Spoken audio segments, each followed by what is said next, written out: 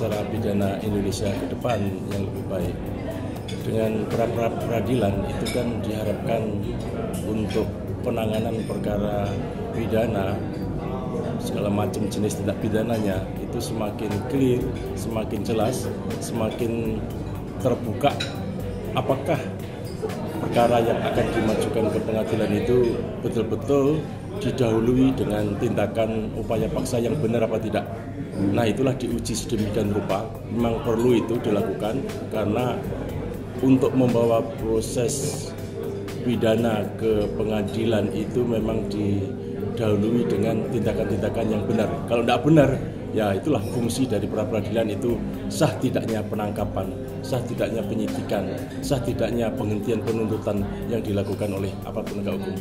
Nah, ini penting untuk nanti ke depan jangan sampai juga pencari keadilan itu merasa diperlakukan secara tidak adil, dizolimin, lalu cari-cari perkara, no way, tidak ada itu.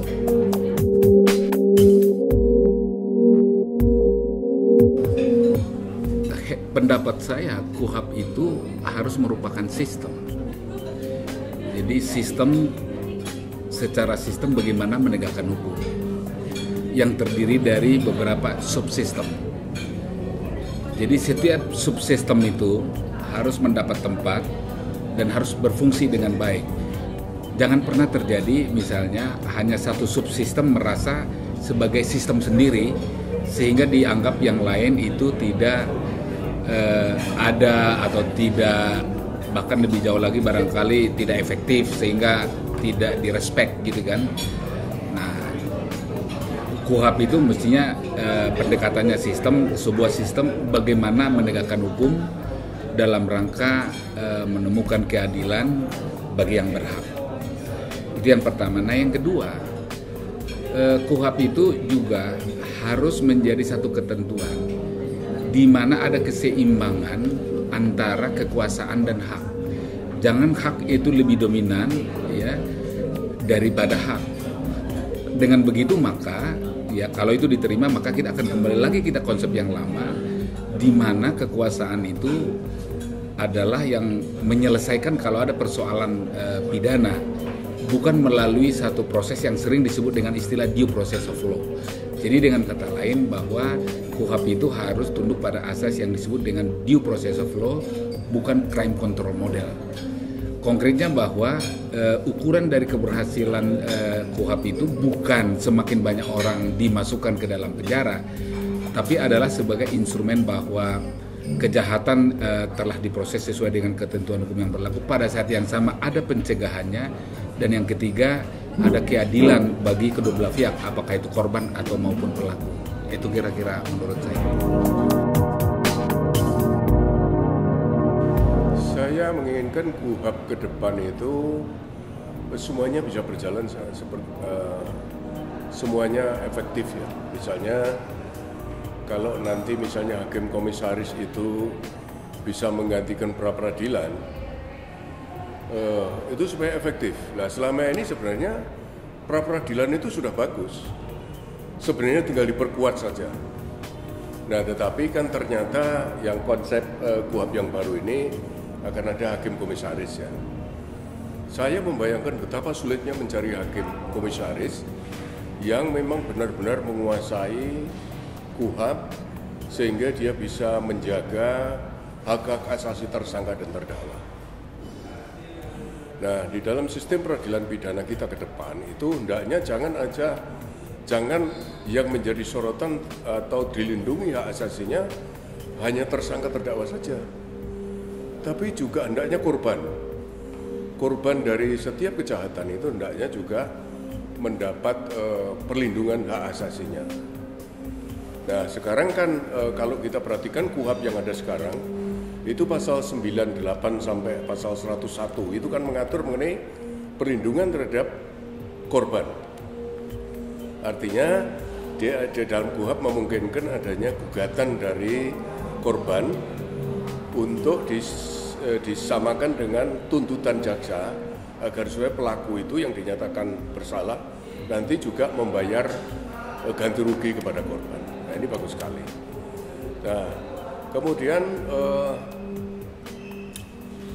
sekali lagi mengenai hakim komisaris ini, saya mempunyai pengalaman untuk mencari hakim ad hoc sebanyak 200 saja untuk tipikor. Itu ternyata sulit sekali. Pertama karena kita dapatnya itu yang jobless itu, sehingga dia juga di dalam pengabdian dirinya itu memang dalam tanda kutip tidak ada pengabdian untuk negara, tapi dia kepentingannya adalah mendapatkan pendapatan. Nah, ini saya kira ke depan untuk hakim komisaris ini juga saya kira juga sangat sulit untuk diperolehnya. Kalau misalnya seperti Jakarta ini diperlukan misalnya ada 5 pengadilan. Satu pengadilan 5 sampai 10 orang, itu sudah 50 orang. Yang betul-betul dia menguasai hukum acara. Karena di setiap kota kabupaten itu ada pengadilan. Artinya kita memerlukan kira-kira 390-an 5 pengadilan di seluruh Indonesia ini, katakanlah kali 5 sampai 10 orang misalnya hakim komisaris. Itu saya kira sudah sulit sekali. Nah, satu hal lagi, hakim komisaris itu nanti kan tidak boleh menangani perkaranya. Nah, apakah tidak boleh nanti menangani perkara yang lain misalnya perkara perdata dan sebagainya. Nah, siapa yang mau kalau diangkat hakim tapi tidak boleh sidang misalnya. Nah, sekarang ini hakim yang tidak boleh sidang adalah hakim yang kena sanksi jabatan misalnya. Nah, kalau itu dijadikan hakim komisaris juga saya kira dari segi integritas saya kira tidak memenuhi persyaratan. Itu. Kemudian mengenai peninjauan kembali ya. Peninjauan kembali baru-baru ini kan putusan MK mengatakan bahwa peninjauan kembali hanya 1 kali itu bertentangan dengan konstitusi, inkonstitusional. Undang-undang kita itu sudah sekian lama, sudah 30 tahun ya. Kalau mau diganti ya diganti saja, tetapi ini kan lalu merusak sistem ini ya. Nah, oke, kalau memang KUHP ini mau diganti dan PK juga diatur kembali, peninjauan kembali misalnya, saya minta selain terdakwa atau terpidana atau ahli warisnya menurut 263 itu juga supaya ada jaksa penuntut umum boleh mengajukan peninjauan kembali untuk mewakili korban. Nah, contoh misalnya perkara korupsi ya. Perkara korupsi itu korbannya ke negara. Nah, jaksa mewakili negara untuk mengajukan PK, kan wajar-wajar saja. Nah, ini masih sejalan dengan tadi yang saya sebutkan pasal 98 sampai 101 KUHP yang ada sekarang. Itu memang memberikan proteksi terhadap korbannya. Nah, beberapa tahun yang lalu saya juga sudah menjatuhkan putusan dan mengabulkan PK yang diajukan oleh penuntut umum. Kasus Polikarpus dan kasus misalnya Joko Chandra juga. Namun saya kan diprotes oleh teman-teman Hakim Agung. Mereka tidak setuju dengan pendapat saya itu, walaupun pendapat saya itu tentu bukan tanpa dasar alasan, tapi juga cukup pertimbangannya, dan artinya supaya negara ini bisa memperoleh kembali hak-haknya, terutama terkait dengan keuangan.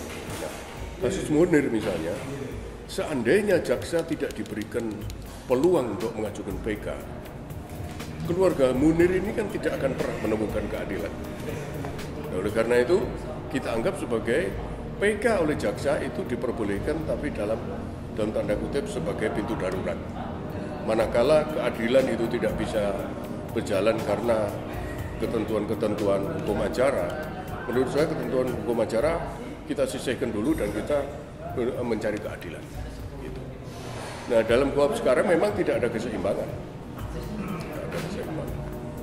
Nah, ke depan saya harap mengenai peninjauan kembali ini juga ada keseimbangan antara proteksi terhadap kepentingan umum, kepentingan publik, dan proteksi terhadap tersangka maupun terdakwa ataupun ahli warisnya.